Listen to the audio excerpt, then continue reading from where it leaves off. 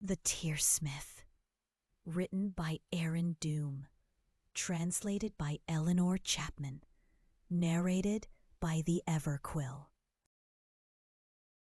5. Black Swan. Even the heart has a shadow that follows it wherever it goes. I was sweating. My temples were throbbing. The room was small, stuffy, suffocating. And it was dark. It was always dark. I couldn't move my arms. I was scratching at the air, but no one could hear me. My skin was burning. I tried to stretch my hand out, but I couldn't do it. The door closed, and the darkness swallowed me up. I woke with a jolt. I was still surrounded by the darkness of my nightmares, and it took me an interminable amount of time to fumble for the light switch. I was still gripping the bed covers. Light flooded the room, revealing the corners of my new home. My heart was still pounding in my throat. My bad dreams had come back. Well, in truth, they'd never gone away. A new bed wasn't enough to drive them away. I weakly touched my wrists. The band-aids were still on my fingers. Their colors comforting me, reminding me I was free. I could see them when it wasn't dark. It wasn't dark. I was safe.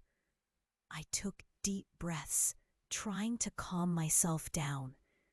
But that sensation was still crawling over my skin. It was whispering at me to close my eyes. It was crouched in the dark, lying in wait for me. Would I ever truly be free? I pushed back the covers and got out of bed. I rubbed my face with my hand and headed towards the bathroom. The light made the white, clean tiles shine. The mirror was bright, and the towels were as soft as clouds, helping me to remember that I was far away from those nightmares. It was all different. This was another life. I turned on the faucet and doused my wrists with cold water, slowly recovering my inner calm. I stayed there for a very long time, trying to get my thoughts in order until the light came back to illuminate even the darkest corners of my mind. It would all be fine. I was no longer living in my memories. I didn't have to be scared anymore. I was far away, safe. I was free, and I had a chance at happiness. When I left the bathroom, I realized that morning had already broken. We had biology first thing that morning, so I made sure I wasn't late. The biology teacher, Mr. Riel, wasn't well known for his patience.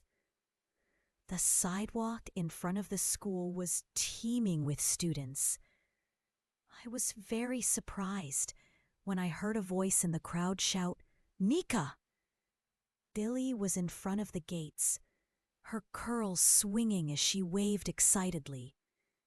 She was smiling radiantly, and I found myself staring at her, lost for words, unused to so much attention. "Hi," I greeted her shyly, trying not to show how happy I was that she had spotted me in a crowd of so many people. "So, how's your first week at school going? Feeling suicidal yet? Krill drives you crazy, right?" I scratched my cheek. In truth, I'd been fascinated by his classification of invertebrates. But the other students spoke about him as if he'd instigated some sort of reign of terror in his classroom. "Actually, I started tentatively. I didn't think he was too bad. She burst out laughing as if I'd just told a joke. Sure. She gave me a friendly nudge, making me jump. As we walked along together, I noticed that she had a tiny crocheted camera dangling from the zipper of her backpack. A moment later, her face lit up.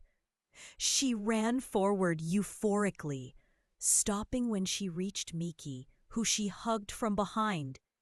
"Hello!" she exclaimed joyfully, her arms around Miki's backpack. Miki turned around with a zombie-like expression. She had dark circles under her eyes, and her face looked drained from exhaustion. "You're here early," Billy trilled. "How are you doing? What lessons do you have today? Do you want to go home together later?" "It's 8 in the morning," Miki protested. "Stop pummeling my brain." She noticed that I was there too. I lifted a hand to wave hello at her, but she didn't respond. I saw that she also had a tiny crocheted keyring dangling from her backpack. This one was a panda's head, with 2 huge black patches around its eyes. At that moment, several girls passed by us, squealing excitedly, and joined a dense throng of students outside a classroom. One of them strained her neck to look inside. The others covered their mouths with their hands to hide their conspiratorial smiles. They looked like a crowd of praying mantises. Mickey stared at the little crowd, looking bored. What can they be mewling at? Let's go see.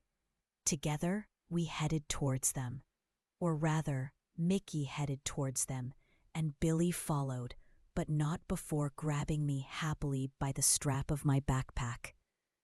We reached the little crowd of girls, and I also tried to take a look inside, curious now. I understood only too late that it was the music room. I was paralyzed. Rigel was there, his profile like a perfect portrait. A dim light flooded the room, illuminating the black hair framing his striking face. His slender fingers were stroking the piano keys, producing ghostly melodies that dissolved into the surrounding silence. He looked gorgeous. I tried as hard as I could to push that thought away, but to no avail. He was like a black swan, an unbearable angel who could unleash mysterious, unearthly sounds. Do boys like him really exist? One of the girls whispered. Rigel wasn't even playing a piece of music. His hands were moving through simple chord progressions, but I knew what they were capable of conjuring when they wanted. He's so hot. What's his name? I didn't catch it. It's an unusual name. I heard that he got away with just a detention for that fight. They murmured with bewilderment and excitement. He didn't get suspended. I'd take detention every day for a guy like him. They giggled a little too loudly, and I felt annoyance in the pit of my stomach. They were gazing at him as if he was a god, letting themselves be charmed as if he was a fairy tale prince, not realizing that he was the wolf. At the end of the day, hadn't the devil once been the most beautiful of the angels? Why did no one seem able to see it? Shh, he'll hear you. Rigel looked up, and they fell silent. It was maddening. Everything about him was perfect. His pure, delicate features, and that gaze. It burned your soul, literally. Those black, penetrating, shrewd eyes stood out against his face in a way that took your breath away.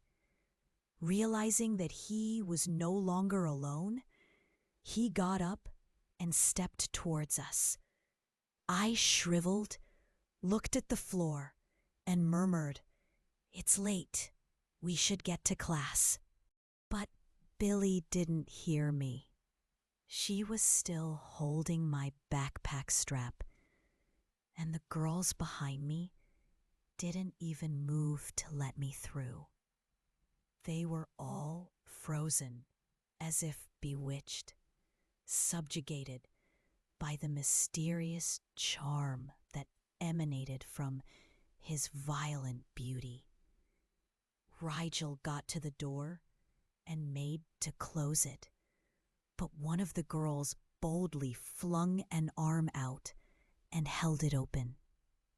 "It would be a real shame if you stopped," she said, smiling. "Do you always play so well?" Rigel glanced scornfully at the hand holding the door open. "No," he replied with a cool sarcasm.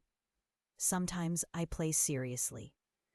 He took a step forward, looking straight at her, and this time the girl was forced to take a step backwards. He gave her a lingering look before moving past her, and then he left.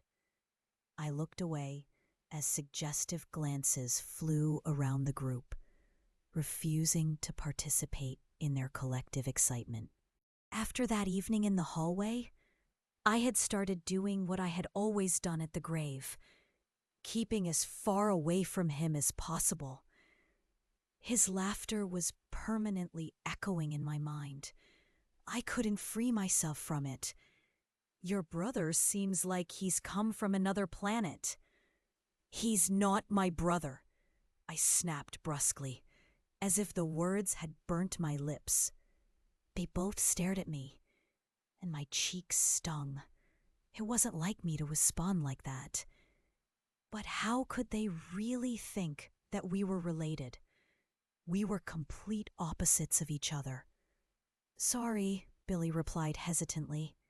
"You're right. I forgot." "It's fine," I reassured her in a softer voice, hoping to put things right. Billy's expression turned calm again, and she glanced at the clock on the wall. "Heavens, we've got to get going or Krill will have our skins," she burst out, her eyes wide. "Mickey, see you later. Enjoy class. Come on, Nica." "Bye, Mickey," I murmured before following Billy. She didn't reply, but I felt her gaze watching us leave together. Did she see me as an intruder? "How did you become friends, you and Mickey?" I asked as we reached the classroom. "It's a funny story, because of our names," Billy replied, entertained. "Mine and Mickey's names are a little, well, out of the ordinary. The first day of elementary school, I told her that my name was quite strange, and she replied that it couldn't be any more unusual than hers. We only use our nicknames now, but ever since that day, we've been inseparable." I sensed something unusual about Mickey. I couldn't really say that I knew her, but I couldn't doubt her fondness for Billy.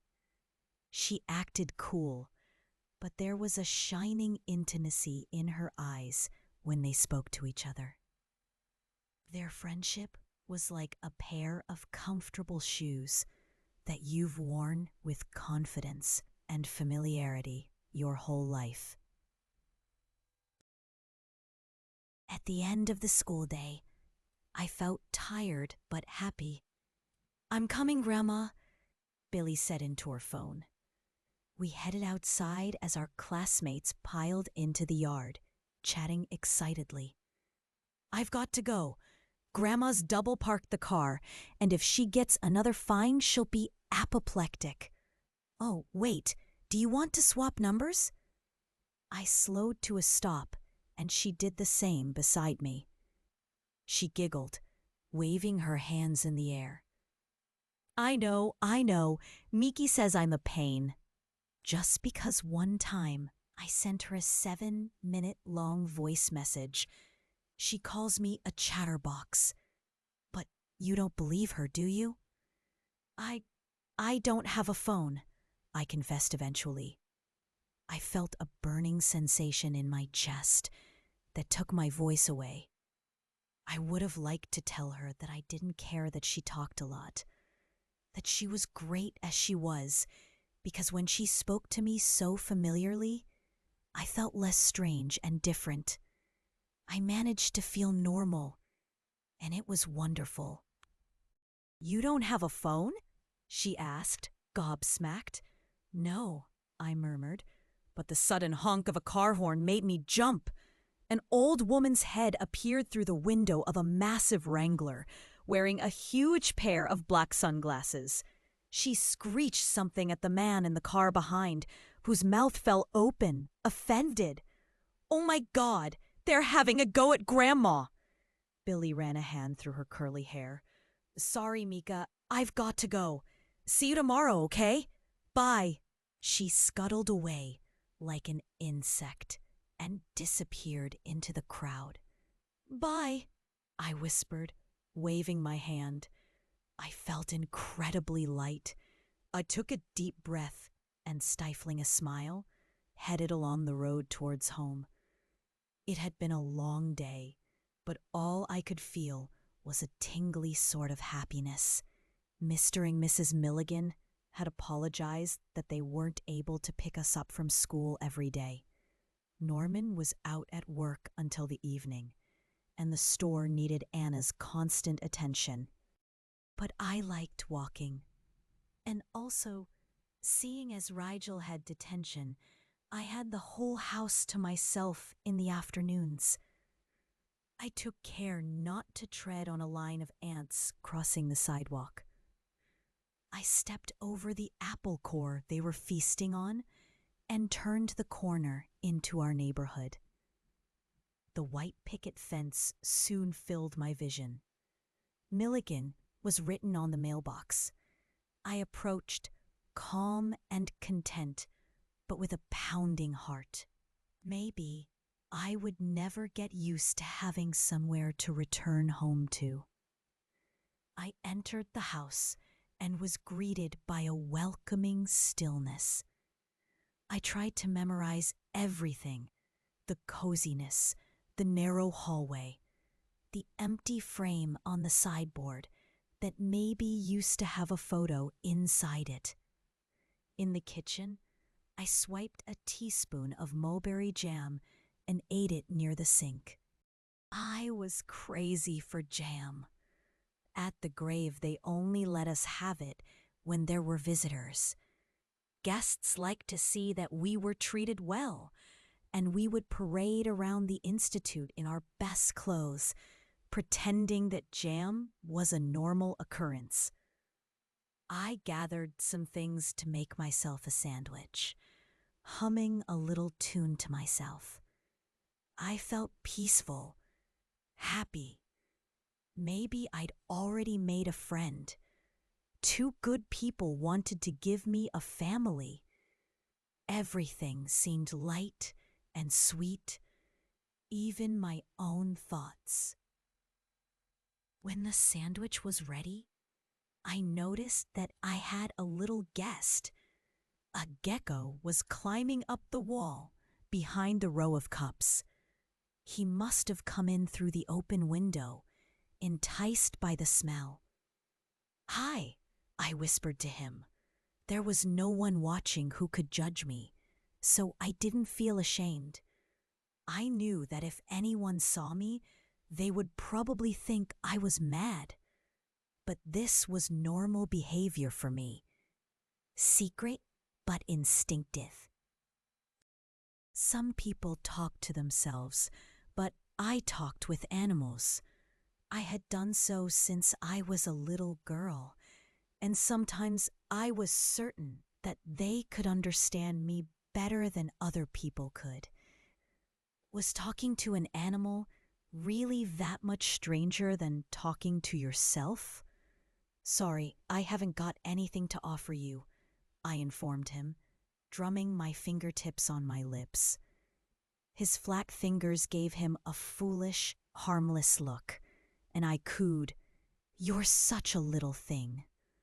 Oh, a voice sounded behind me. "Nica!" Norman appeared in the kitchen doorway. "Hi, Norman," I greeted him, surprised that he'd come home for lunch. Sometimes I happened to cross paths with him in the daytime, but only very rarely. "I just came by for a quick bite to eat. Who were you talking to?" he asked, rummaging about for a bowl, and I smiled. "Oh, just with," but I faltered. The emblem of the dead beetle loomed before my eyes. I quickly turned towards the little gecko and blanched when I saw him tilting his head and looking back at me. Before Norman looked up, I lunged for the creature and hid him behind my back. "No one." Norman looked at me, confused, and I shrugged my shoulders with a nervous giggle. I felt the gecko wriggling in my hands like a little eel, and my wrists stiffened when I felt him nibbling one of my fingers. "Okay," he stammered, as my eyes darted from one side to another, searching for escape routes. "I've got a big job this afternoon. A client called this morning. I've got to pass by the warehouse to pick up heavy artillery, if you catch my drift. Mrs. Finch is going crazy. She swears she's got a hornet's nest in her." "Oh, heavens!" I burst out, pointing behind him. "What's that?" Norman turned around, and I took my chance. I hurled the gecko out the window. He whirled in the air like a spinning top and then landed somewhere on the lawn. "It's a lamp." Norman turned back around, and I beamed at him. He looked at me, concerned, and I hoped that he hadn't caught on to my crazy trick. By the looks of his expression, the opposite was true. He asked if I was all right, and I reassured him, trying to seem at ease, until once again he left me alone. I heard the front door close and let out a breath, a little disheartened. Would I ever manage to make a good impression? To be liked? Despite my slightly strange and unusual ways, I looked at the band-aids on my hands and sighed. My nightmares came to mind, but I pushed them away into a far corner before they could ruin everything. I washed my hands and ate calmly, relishing every second of that normal moment in that normal house. As I ate, I silently watched the little bowl on the floor in the corner of the kitchen. I had heard scratching outside my door the past few nights, but when I told Anna, she had just waved her hand. "Oh, don't worry about it," she had said. "It'll just be Klaus. He'll decide to show up sooner or later. He's a solitary sort." I wondered when he would let me get to know him. After washing up the plates and cutlery, I checked that everything was as tidy as Anna had left it, went upstairs, and spent the rest of the afternoon studying in my room. I got lost in algebraic equations and the dates of the Wars of Succession, and it was evening by the time I finished my homework. I stretched, and I realized that the finger the gecko had nibbled had gone red and was throbbing. Maybe I should put a Band-Aid on it. A green one, like him, I thought, as I left my room. Lost in thought, I headed to the bathroom and reached for the door handle. Before I could even touch it, however, it turned. I looked up just as the door opened.